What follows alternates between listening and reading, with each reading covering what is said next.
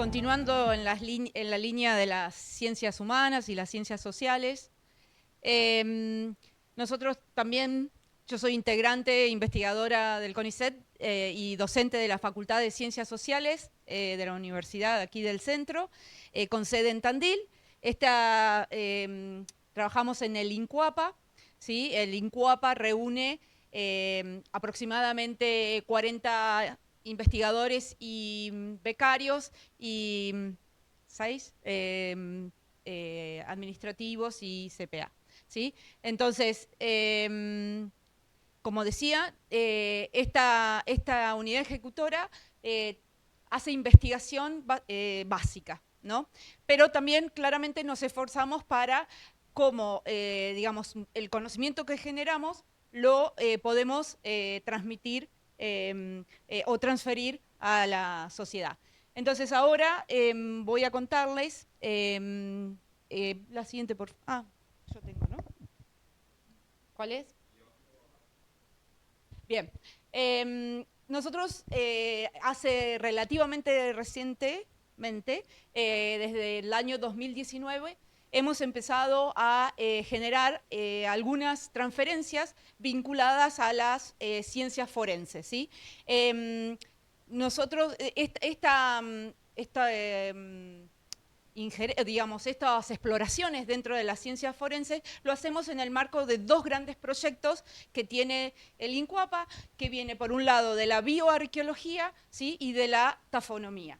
¿Sí? La bioarqueología, seguramente ustedes están más familiarizados, ¿sí? Es una disciplina, ¿sí? Que estudia la diversidad de las poblaciones humanas a través del estudio de los restos óseos humanos, ¿sí? Y utiliza métodos y técnicas de la antropología biológica, de la arqueología y de la biología. Entonces, y la tafonomía, por el otro lado, tal vez una disciplina un poco, o una palabra un poco más rara para ustedes, estudia todos aquellos procesos naturales que intervienen desde que un organismo muere hasta que nosotros los recuperamos, ¿sí? ¿Qué quiere decir? Todos los procesos que existen en la naturaleza que impactan en estos organismos dejan una impronta, ¿sí? Esas improntas, por lo general, pueden quedar, ¿sí? En los huesos. Entonces, si yo estudio e identifico esas marcas en los huesos, puedo inferir qué proceso actuó. Entonces, tipo una investigación de Sherlock Holmes. ¿Sí? Entonces, combinando estos dos grandes proyectos, hemos hecho algunos aportes a la ciencia forense, básicamente a la arqueología forense y a la tafonomía forense. El contexto, digamos, esta demanda, porque comienza con una demanda, ¿sí? Que nos hace el Juzgado Federal en lo Criminal y Correccional número 1 de Azul, ¿sí? A través de su Secretaría de Derechos Humanos, ¿sí?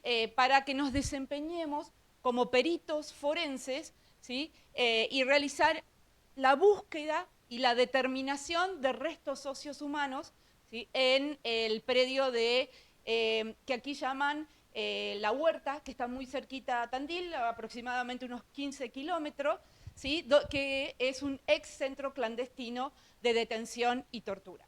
¿Sí? Entonces, esta solicitud que nos hace el juzgado, ¿sí? Se enmarcó en la etapa instructiva de estos juicios que aún están vigentes de lesa humanidad. ¿Sí? Bueno, que aconteció durante la última dictadura cívico-militar, ¿no? Entonces ese fue como nuestro primer contacto con digamos, este tipo de actividad que es el peritaje forense. Como, digamos, nosotros de alguna forma, tengo que mencionar que llegamos a desarrollar este área de transferencia a través de dos cosas claves. Uno que tiene que ver con un convenio que firma la universidad con el equipo argentino de antropología forense. ¿Mm? Y la otra cuestión es que a partir del año 2021 formamos parte, ¿sí?, del programa que tiene CONICET, que se llama Ciencia y Justicia. Que este programa, que seguramente ustedes lo conocen o han sentido hablar de él, es fortalecer los lazos que tienen entre la comunidad científica que pertenecemos a CONICET, ¿sí?, y los poderes judiciales para poder acercar, digamos, de alguna forma, la ciencia o el conocimiento científico a los poderes judiciales. ¿Mm?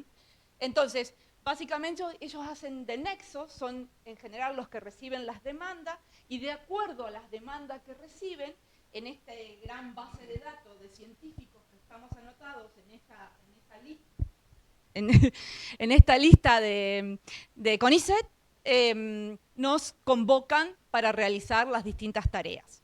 ¿Mm? Básicamente lo que voy a mencionar, porque no voy a entrar en detalles, muchos de los cuales, sobre todo los de peritaje, hay una cuestión de confidencialidad, que por supuesto no se puede decir ni mucho ni poco. Entonces, pero sí voy a mencionarlo porque han sido de alguna forma nuestros primeros avances en donde aplicamos ciencia al servicio de la justicia. ¿Mm? Entonces, los peritajes hicimos, bueno, es esto que decía, el primero que ya mencionamos, que fue nuestra vía de entrada a las ciencias forenses, y el otro que hicimos, que tiene que ver con una cuestión muy local, digamos, de demanda local, en la ciudad de Olavarría aparece un cráneo aislado en el medio, o digamos, en el medio del arroyo Tapalqué, en el centro de la ciudad. Entonces, digamos, nosotros nos contactamos con el juzgado y, digamos, hicimos todas las gestiones para que pudiéramos determinar, porque ustedes saben que un cráneo, digamos, muchas veces está la duda, digamos, pero el que primero participa es la policía, ¿sí?, independientemente si sea de poblaciones originarias o, digamos, esto hay que determinarlo. Entonces, ¿qué mejor que un antropólogo biólogo o un bioarqueólogo que pueda generar ese conocimiento? Tiene las herramientas, la metodología suficiente para hacer dicha discriminación, ¿no?, en principio. Entonces, eso también fue otra de nuestras participaciones, y tal vez el peritaje que tuvo más impacto mediático fue, si seguramente se acuerdan, el caso de Facundo Astudillo Castro. Digamos, ahí el equipo argentino de antropología forense es convocado por la justicia para llevar adelante la autopsia del esqueleto que habían encontrado en la ría de Bahía Blanca, ¿no? Entonces, en esa autopsia, el equipo argentino convoca a 15 especialistas del país, la mayoría vinculados con CONICET, ¿no?, o con universidades nacionales. Y a nosotros nos convocan entonces para llevar adelante un estudio tafonómico. A esto que les decía, que los huesos muchas veces tienen la impronta del proceso que lo modificó, o que lo acumuló, o que lo dispersó.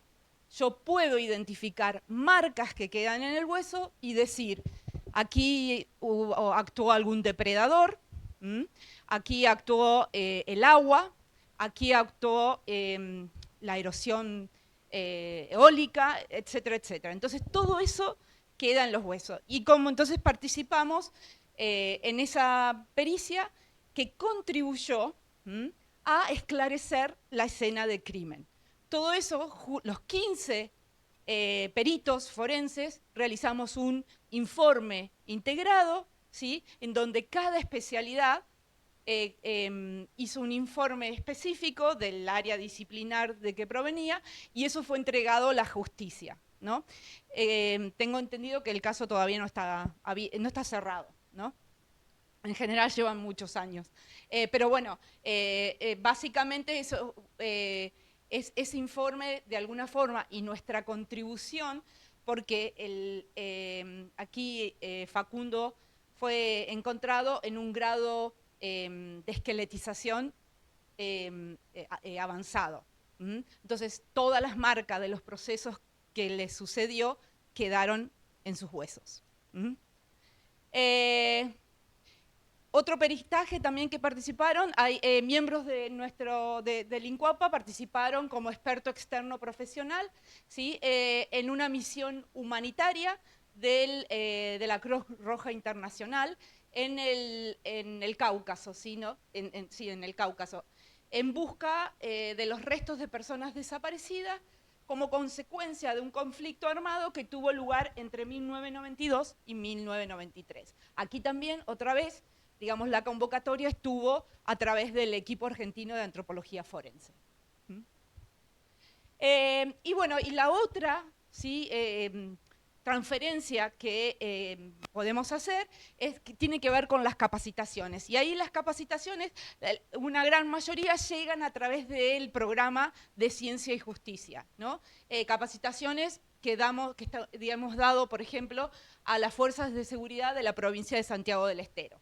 Digamos, ellos serían como claves, ¿sí? Capacitarlos porque son los primeros que llegan a las escenas de crimen, ¿sí? Entonces, la forma de registrar la información también es clave para poder entender cuáles fueron los procesos o los potenciales causas de muerte de esos individuos, ¿sí? Entonces, eso también fue una capacitación, digamos, una transferencia exitosa. También un integrante del INCUAPA participó en una capacitación, ¿sí? En Tailandia, ¿sí? El EAF, como ustedes saben, reciben solicitudes y demandas para dar capacitaciones o para hacer misiones humanitarias en todo el mundo. Entonces, claramente para nosotros fueron unos muy buenos aliados, ¿sí? Para introducirnos en este mundo de las ciencias forenses, ¿sí?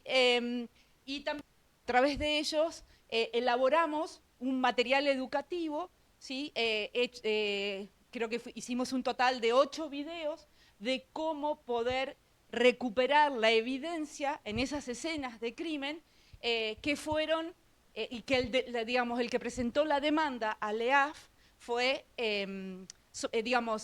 bueno, hubo una ONG de Medio Oriente, ¿sí? Que estos videos que elaboramos estaban destinados para socorristas en Siria. ¿Mm?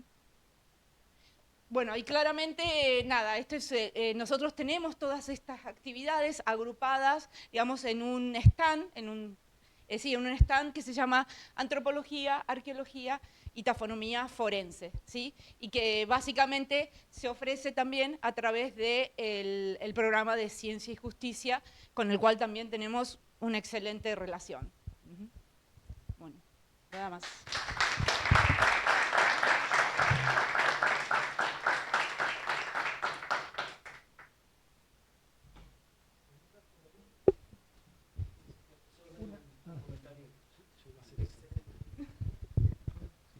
Bueno, nuevamente excelente la presentación.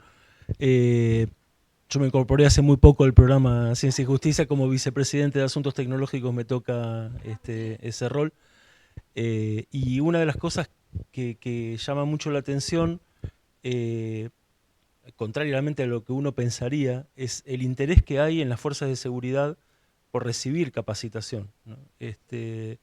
Cuando se les ofrece capacitación, se desata así como una cuestión de muchísimo interés, muy favorable, porque efectivamente creo que pasa esto, ¿no? La gente, el miedo es enfrentarse al desconocido, ¿no? Y cuando está capacitado, el personal se siente mucho más seguro en su trabajo, ¿no? No sé si ha sido también el... Sí, esa fue nuestra experiencia en Santiago del Estero, fue altamente positiva y, digamos, y la verdad que fue altamente positiva y la verdad que uno a veces no toma dimensión, ¿sí? De las distintas escenas en cuales ellos se pueden enfrentar y como algo tan sencillo que ellos nos planteaban, como por ejemplo, bueno, pero ¿cómo distingo un hueso fragmentado de un animal de un humano? ¿No? Claro, digamos, nosotros tenemos el conocimiento, digamos, para capacitarlos, para, digamos, que puedan entender y ver ciertos rasgos, ciertos análisis, entonces para poder discriminar algo tan sencillo que por ahí nosotros lo hacemos, ¿no? Como algo mecánico en nuestro laboratorio, en nuestros análisis, qué sé yo, para la policía, que sería clave para poder investigar las posibles causas de la mayoría de estas muertes que no se conoce cuáles son las causas, por lo menos poder decir esto es de un animal o esto es de un ser humano. ¿Sí? Entonces, realmente, y siempre son muy bienvenidas, este era un instituto de formación superior que pertenece a la policía de la provincia de Santiago del Estero. Sí, sí, es interesante. Permitime agregar algo, la semana pasada estuve un día visitándolos en el INCUAPE y me mostraron un aparato que a mí me parecía de ciencia ficción, ¿no? Es un escáner, pero 3D, pero el nivel de detalle que captura eso, entonces nada, yo deliraba bueno, a ver esta posibilidad de poder escanear una escena del crimen a ese nivel de detalle y que después, nada, lo periten, además de en el lugar, en la compu, ¿no? Pero el nivel de detalle es abismal.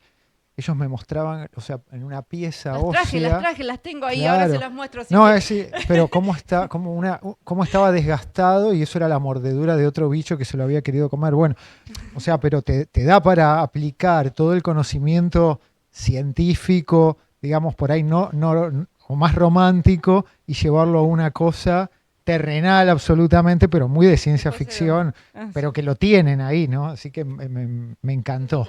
Son de plástico. Sí, sí, claro, eso, digamos, yo lo que le contaba a Alejandro era que el uso del escáner 3D se está aplicando en la ciencia forense. Entonces uno levanta la escena de crimen y claramente haces esos modelos 3D que la revisas tantas veces, porque claramente cuando uno intercepta, ya sea en nuestro caso un sitio arqueológico, luego rompe las relaciones, luego rompe el contexto que te va a dar peso en las interpretaciones. Entonces, la escena del crimen es lo mismo. Si luego se levantan los hallazgos, ¿sí? Rompemos completamente las relaciones espaciales, ¿sí? Y contextuales. Entonces, tenerlo, ¿sí? Esa primer llegada con un escáner 3D, hacer un modelo tridimensional y tener acceso, que la justicia, los jueces, quienes tienen que determinar, puedan tener acceso más tarde, sería maravilloso. Sí. Yo un breve comentario en relación a lo que hoy decía Carlos, creo que es un buen ejemplo de cómo se visualiza la importancia de la ciencia en el caso específico de ustedes, porque estamos tan cansados de ver tantas series, películas y demás que uno ya no se imagina que hay una escena del crimen y no venga, cuando sobre todo es en la naturaleza más, no venga antropólogos a poder determinar qué es exactamente lo que pasó, ¿no? Uno lo ve como algo natural que tiene que suceder eso, ¿no? Sí. Lo que pasa, bueno, todo esto es la parte como linda, ¿no? Pero acá me invitaron a hablar sobre casos exitosos. Pero, digamos, esto tiene un potencial muy grande. Sin embargo, todavía la justicia no convoca muchas veces a los profesionales. Digamos, ni siquiera nuestra propia justicia local, por decir esto que yo les conté del cráneo que apareció en medio de la ciudad, ya estaba en La Plata, o sea, ya estaba preparado para llevarlo a La Plata, a convocar a La Plata, a la policía, digamos, teniendo una facultad donde, en la misma ciudad, donde hay, digamos, es cierto que también hace falta un trabajo ahí nuestro, digamos. Exactamente, exactamente. Digamos, muchas veces, digamos, y fíjense que también lo delata, digamos, nuestra forma que ingresamos, es a través del equipo argentino de antropología forense. Ellos tienen un gran prestigio y nadie, digamos, de alguna forma va a cuestionar el prestigio, pero no dan abasto para estar en todo el país. Entonces, sería fabuloso, ¿sí? Y que sea, digamos, un servicio regional, digamos, y que, por ejemplo, el INCUAPA pudiera prestar ese servicio a nivel regional, ¿sí? Pero bueno, me he movido así, me he movido para hablar con jueces, pero todo el mundo está tan saturado, los jueces también, la justicia también está overwhelmed, ¿sí? Y entonces la verdad que sí, a todos les parece fabuloso, les parece un proyecto buenísimo, yo te voy a llamar, y te voy a llamar, y todavía estoy esperando que me llame.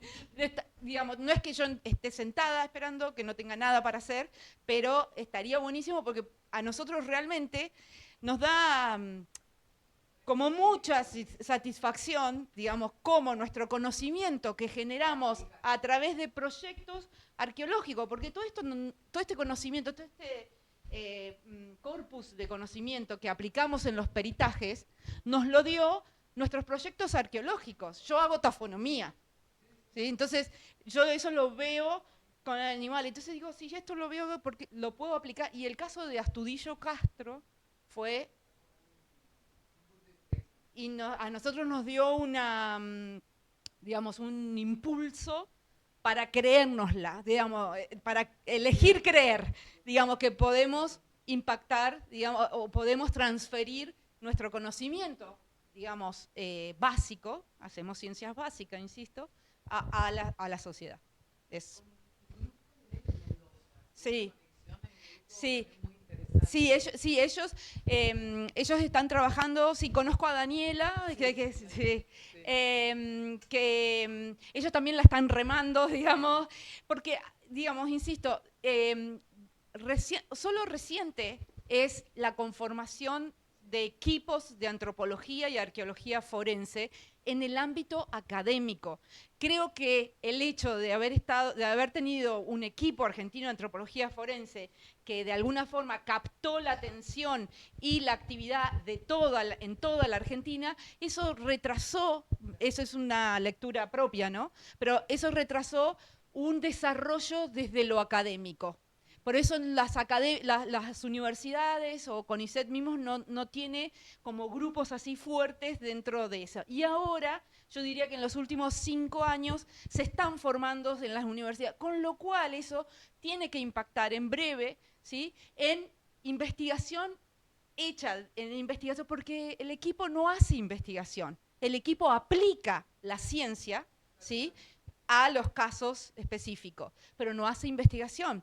No puede publicar, hay cuestiones de confidencialidad que AF no puede hacer. Entonces, nadie puede leer la tremenda experiencia y datos que ellos tienen.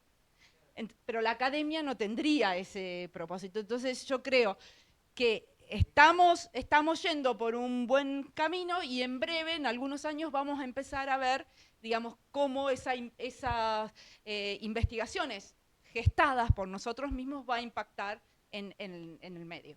¿Mm? Uh-huh.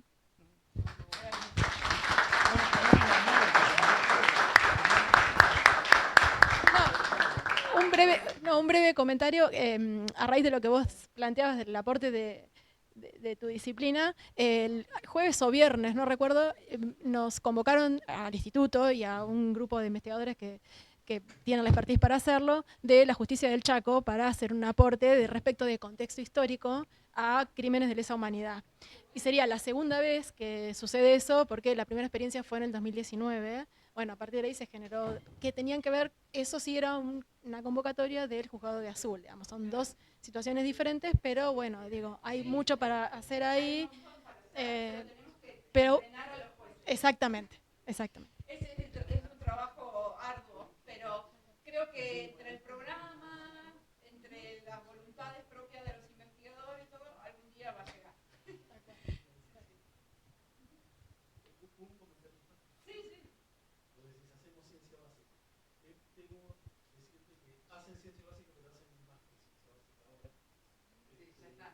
En algún momento tienen que asumirlo. Sí, no, a mí me encanta, digamos, yo lo asumo, pero es verdad que a veces uno está como obligado a demostrar, ¿sí? Lo que pasa que, bueno, el año de Batman trajo mala prensa para las ciencias humanas y las ciencias sociales. Digamos, entonces, si antes siempre teníamos que remar para demostrar la utilidad de las ciencias sociales y las ciencias humanas, luego de ese descrédito